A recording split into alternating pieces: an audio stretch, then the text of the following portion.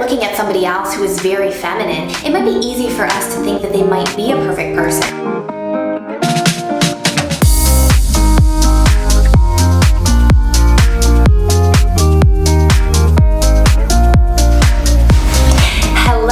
Feminine women, welcome back to my channel. I hope that you are healthy, you are happy, and you are safe. If you happen to stumble upon my channel, please hit the red subscribe button. We are a community of women who support each other in developing our femininity as well as our homemaking. I always say the same thing, but my name is Cynthia. I am a millennial homemaker as well as a former Miss Earth Canada. I promised all of you in the new year that I would kind of dive into some more deeper topics concerning femininity as well as homemaking. Kind of like the more important under the surface stuff that not everybody talks about. A few weeks ago, I talked about femininity and jealousy, and I'm going to link that video above because I do think that it is one that many women would benefit from.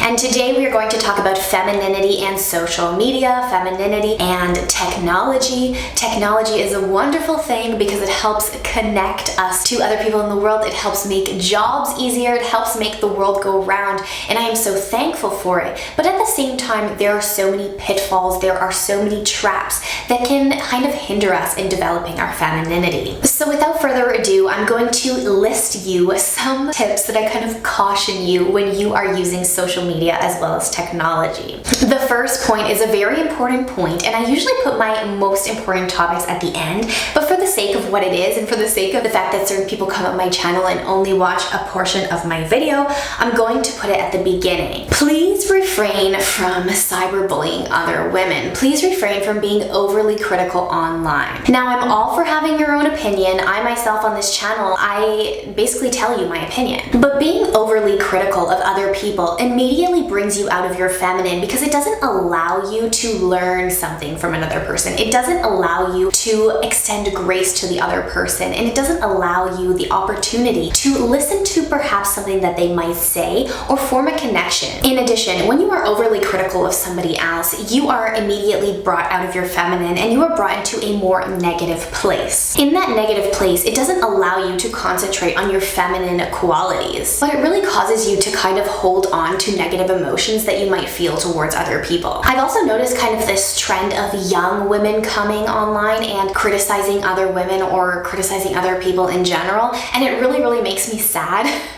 Myself, I have developed some resilience when I get the occasional bad comment on my channel just because of what I have gone through in life. If you are doing it anonymously to somebody online, I cannot imagine what you are doing to somebody in real life. So if you are a young woman and you are engaging in this kind of behavior online, please stop, because not only is it going to bring you out of your feminine, but it could actually have lifelong lasting repercussions for somebody else, and you don't want to end up in a 13 Reasons Why type of scenario. The next point that I want to talk to you about is actually how you can use social media and technology to form connections with other people and how you can grow in your femininity.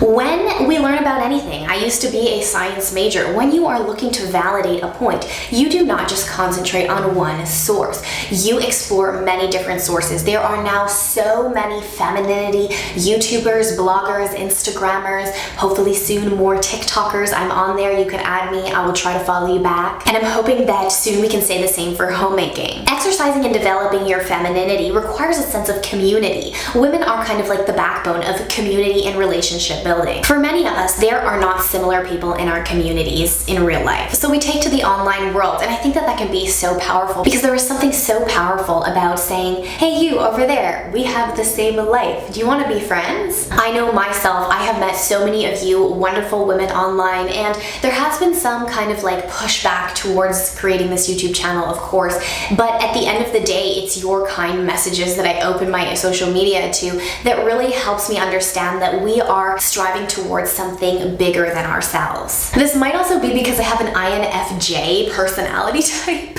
and I'm kind of one of those people who likes to bring community together. Not only the point of forming community, but when you see what other people have to say about femininity, or you kind of see it from their perspective and how they apply certain feminine principles in their life, it can be really inspirational, and it can give you a bunch of ideas. As women, it's totally normal to share ideas with each other. This is something that women have done for thousands and thousands of years. And I think that it's really a powerful tool to fetch inspiration. I know myself when I am feeling down and I just open my Pinterest board and I see a bunch of homemaking articles, feminine pictures, it really helps brighten my mood, and it really helps give me some push to be a more feminine woman. And I want you to kind of picture a world where your daughters are going to grow up having many feminine examples, compared to a world where I grew up as a 90s child, where it was really more so focused on girl power and careers. And as you know, I have nothing against that, but I never really had any feminine examples. I never really had any feminine YouTubers to look up to. I never really had anybody creating a femininity community. So I do encourage you to get engaged, and I do encourage you to add your piece to the puzzle, to add your own personal experience. I know it can be extremely difficult to start a blog, to start any type of social media outlet, even a YouTube channel nowadays, and I've already said this countless times, but I am so happy to support you if you will send me a message. I also wanted to talk to you generally about the person issue of being on your phone too much.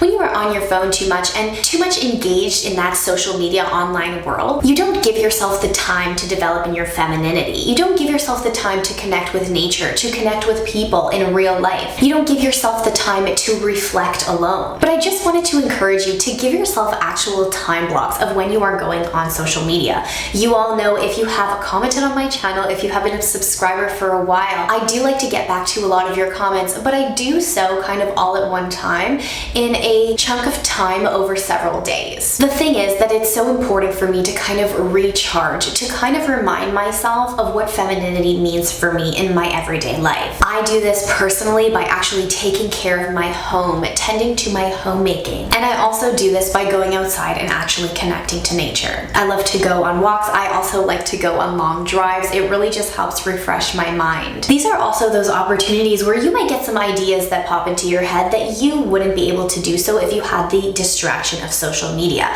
Oftentimes, these realizations help you create connections in your mind based on what you have learned or something that you are in the process of learning. This can really benefit you in your femininity, because if you have been introduced to a feminine concept, for example, making that connection to how it applies in your real life is more so easy to do when you are disconnected from social media. So I'm trying to make my videos a little bit more concise. For that reason, I'm going to go into number 3, which is my final point, and that has to do with idolatry. As much as I like social media, as much as I believe that social media is a positive thing, you want to refrain from idolizing somebody on social media. This is not only negative in a religious and spiritual sense, but this is also negative in terms of your femininity. As feminine women, if you watch my video about what is femininity, we are kind of all striving for the same feminine principles. But when we perhaps might be looking at somebody else on their journey and their interpretation of how they act out that feminine principle, and we are overly revering them for it, we do not have the opportunity to kind of reflect on the way in which we would adapt that principle for ourselves. It's also important to understand, because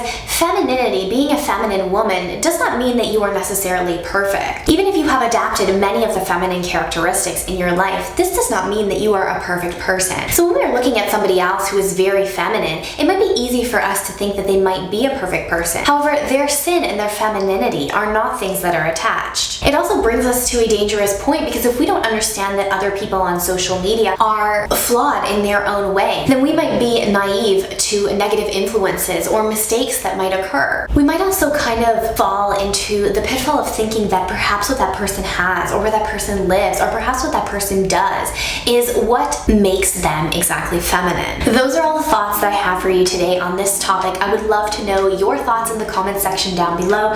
Leave me a comment. How do you think that social media has helped your femininity, can help your femininity, or can kind of be a negative influence on your femininity? I would love to know. I'll see you in our next video. Bye-bye.